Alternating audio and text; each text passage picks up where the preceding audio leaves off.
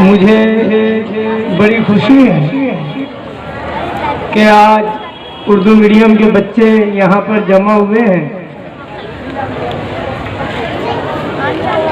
ये बड़ी खुशी की बात है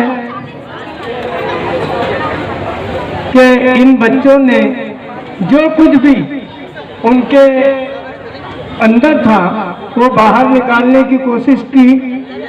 उसके लिए मुझे भी यहाँ पर बुलाया गया, उसके लिए मैं भी खुश हूँ। और जो बच्चों ने हिस्सा लिया और आगे बढ़ने की कोशिश की उसके लिए हम सभी खुश हैं। उनके दिल से पूछो जिन्हें उर्दू नहीं आता।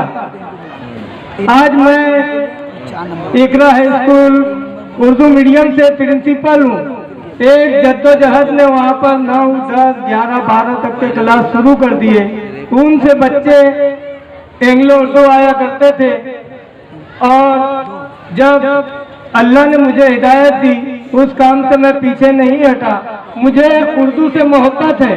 खास बात तो ये कहना है जिनको उर्दू नहीं आती उनके दिल से पूछो। जिन्हें उर्दू नहीं आती उनके दिल से पूछो। मैं लगभग 7 क्लास 30 नंबर की स्कूल में पढ़ा। उसके बाद उर्दू में कुछ नहीं था। वहाँ एंग्लो उर्दू हाई स्कूल से मैंने तालीम हासिल की। एक किताब उर्दू की रहती थी, आज सारी किताबें उर्दू में आती हैं।